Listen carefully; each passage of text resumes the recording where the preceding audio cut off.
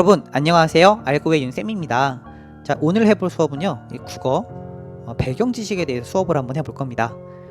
그 중에서 오늘은 지금 유행하고 있는 바이러스, 질병의 역사에 대해서 한번 설명을 해볼 겁니다. 요거는 제가 봤을 때 올해는 좀 힘들지 않을까요? 올해 이 지문이 나오기는. 하지만은 내년에는 아마 이 지문이 나올 가능성이 진짜 있는 것 같아요. 너무나 이슈가 되었기 때문에. 그리고 또 지금 코로나19 확산세가 줄어들지도 않고 지금 뭐 매일매일 최고치를 찍고 있죠. 그래서 한 보도에 따르면 진짜 코로나19의 사망자가 세계 1차 대전의 사망자를 넘어섰다고 합니다.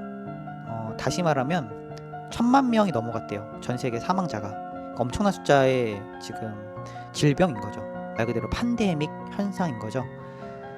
여기에 대해서 한번 우리도 알고 또 공부하고 한 마음으로 좀 백신이 빨리 나오게끔, 그리고 꼭 치료제가 개발이 되게끔, 그리고 또 좀 가능하다면 진짜 자연 발생적으로 생겨났으면 또 자연스럽게 없어지게끔 이런 방향으로 또 마음 모았으면 좋겠어요. 사실 메르스도 지금 백신이 없었잖아요. 왜냐면은 메르스도 거의 40%의 치사율을 가졌죠. 엄청난 질병이었죠. 그것도. 자, 근데 그것도 백신도 없고 약도 없었지만 자연스럽게 없어졌잖아요. 코로나도 좀 그런 항체가 자연스럽게 몸에 생기면서 없어졌으면 좋겠어요. 사실.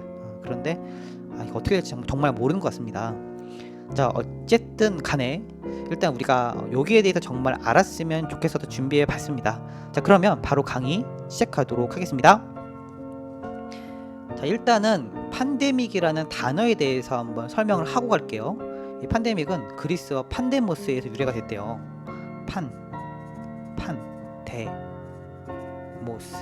여기 데모스가 사람이란 뜻이라고 해요.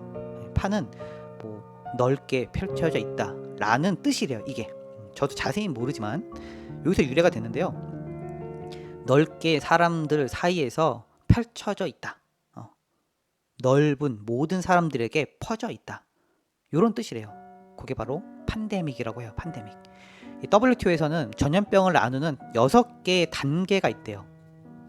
근데 그 중에서 가장 심각한 게 바로 팬데믹 단계다 라고 합니다. 요건 다 알죠? 여러분들. 하도 뉴스에서 많이 말했으니까. 자, WTO가 1948년에 설립이 됐대요. 1948년. 이 이후 팬데믹은 총 3번 선언이 됐는데요. 그 중에 첫 번째, 그리고 두 번째, 세 번째. 요 세 번째가 바로 코로나19인 거죠. 첫 번째는 1968년 홍콩 독감이 있고요. 그리고 두 번째는 2009년 신종플루가 되겠어요. 여긴 좀 나중에 설명을 할게요. 자, 이 팬데믹은요, 한 장소에 4억 명, 5억 명 이렇게 발생하면 팬데믹이라고 정의할 수 없대요. 한 지역에서 발생하면, 이게 아니고 적어도 두 개 지역 이상에서 발생이 돼야 되는데요. 여기서 지역의 개념은 대륙이에요. 대륙. 그러니까 아시아, 동남아시아, 중앙아시아 이렇게 되는 거예요. 아메리카, 북아메리카, 남아메리카 이런 식으로.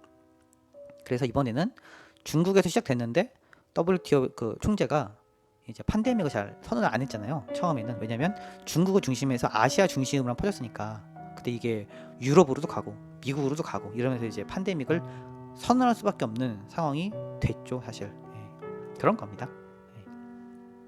자, 어쨌든 간에 2개 이상의 대륙 간 감염에서는 팬데믹을 선언한다는 거. 여기까지 됐죠? 팬데믹이 뭔지 알겠죠? 간단하게 정리했어요. 다음 넘어가도록 할게요. 자, 1차 팬데믹을 좀 알아보면요. 1968년이었대요. 1968년 7월 13일 요때 홍콩에서 첫 환자가 발생했대요. 첫 환자가 한참 독감이 이때 감기가 돌았는데요.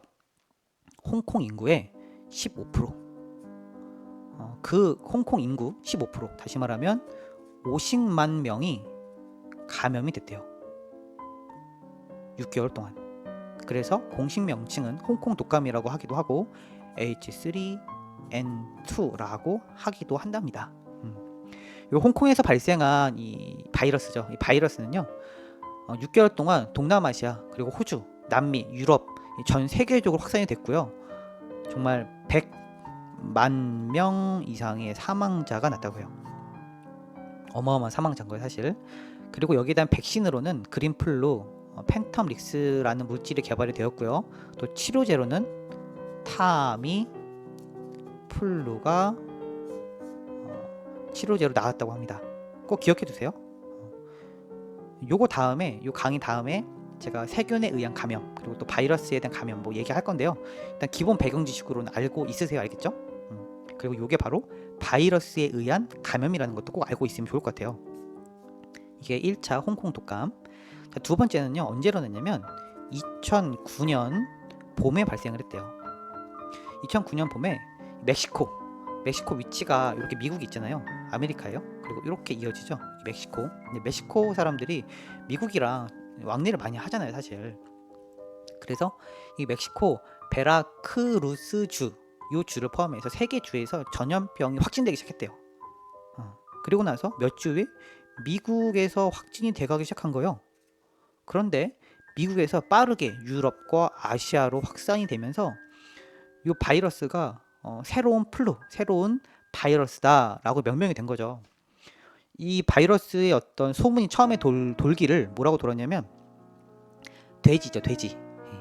이 돼지 바이러스가, 돼지가 걸렸던 독감이 사람에게로 가서 전파가 된 거야 라고 해서 요 질병을 처음에는 원래 돼지 독감이라고 불렀대요. 요 질병을. 그런데 또 조사를 파악을 해보니까 야, 사람에게서 온 거 아니냐? 진짜 돼지에서 왔냐? 이렇게 왔다 갔다 했대요. 그래서 돼지 독감이라고 안 부르고 우린 이거를 바로 신종플루라고 부른답니다. 이게 신종플루예요. 이건 여러분들이 겪어봤죠. 우리 어렸을 때였으니까 겪어봤을 거예요. 아마 우리나라도 피해가 있었죠. 그래서 요거의 백신으로는 랜덤 릭스, 그리고 셀바펜 등이 있대요. 저도 잘 몰라요. 그리고 치료제로는 타미플루가 있답니다. 왜요?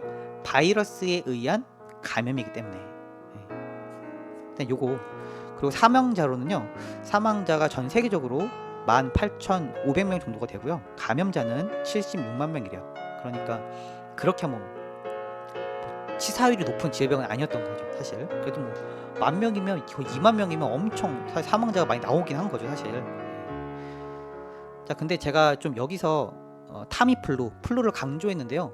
자, 요건 좀 알고 갔으면 좋겠어서 구분을 좀 할게요. 구분을. 왜냐면은 이 보통 이 뭐죠?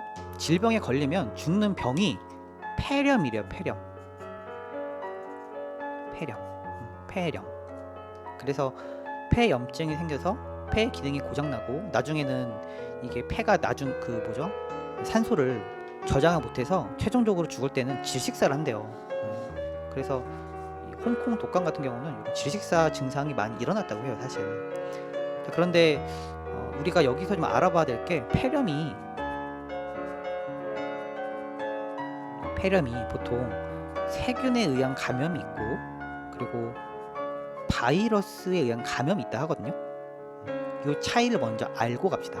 왜냐면 세균에 의한 감염의 치료제는 나왔어요. 그런데 바이러스에 의한 감염의 치료제는 아직 나오고 있는 중이에요. 이 차이가 있어요. 근데 뭔 소리냐면, 옛날에는 이렇게 못 있죠. 못이 녹슬었어. 녹슬막이 찔렸어요. 그래서 막 피가 나네, 살에서. 그러면 뭔 소리냐면, 이게 우리 몸에 독이 들어간 거야. 균이 들어간 거야. 병균이. 쇠독이 옮은 거죠. 어른들 말로 하면. 예. 거기서 쓰는 치료제가 바로 항생제예요. 균과 싸우라고. 그래서 우리 애기들 태어나면 주사 맞는단 말이에요. 이것도 진짜 그래요. 그래서 세균에 의한 세균의 침투로 인한 아픈 거, 이런 것들을 치료하는 게 항생제.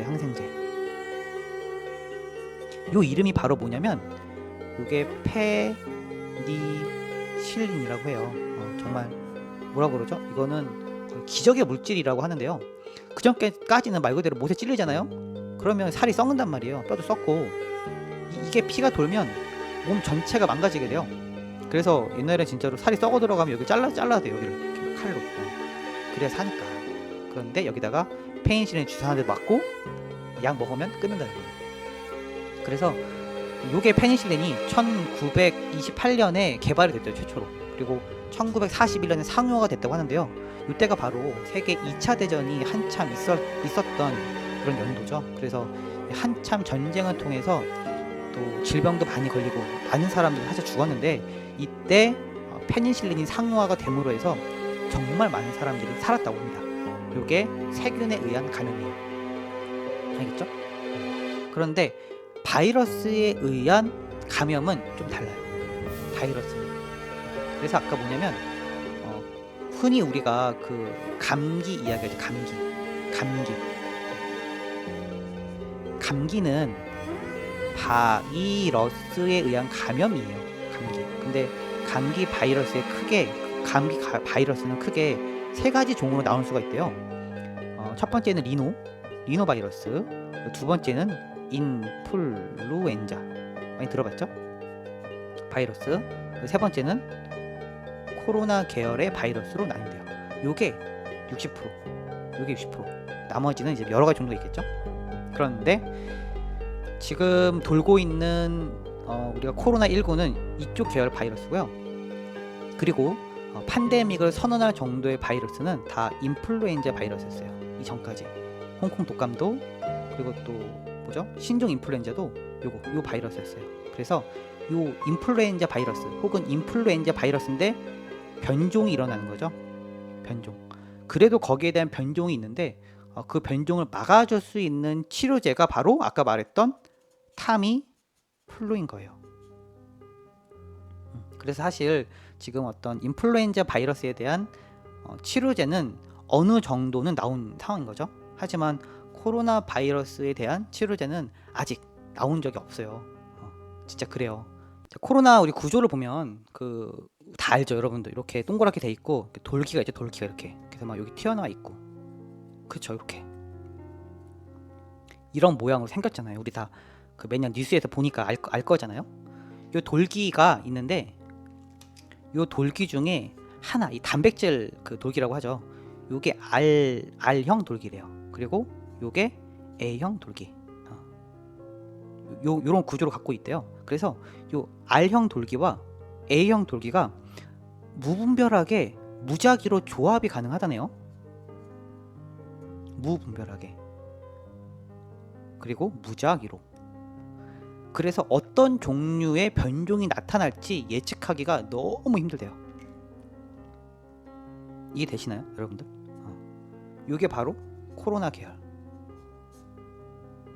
이 구조를 RNA 구조라고 하는데요. 인플루엔자도 RNA 구조가 있대요. 그런데 코로나가 인플루엔자보다 훨씬 변종이 빠르고 형태도 다양하고, 그래서 사실 아까 잠깐 이야기했듯이 코로나에 대한 백신은 아직 안 나왔다고 해요. 그래서 코로나 얘기하면은 우리가 겪었던 전염병 중에서는 2003년 사스, 그리고 2015년 메르스, 그렇죠? 그리고 2019년 코로나가 되겠죠. 이 두 개는 자연스럽게 없어졌어요. 그래서 아직 치료제가 안 나왔다는 거. 그래서 지금 코로나 바이러스에 대한 뭐라 그럴까요? 백신 또 치료제가 빨리 나올 수 있을까? 뭐 매스컴에서 무조건 빨리 나온다 하는데, 전문가 분들의 의견을 보면 사실 오래 걸린다가 정답인 것 같아요. 너무나 예측이 불가능하니까 사실.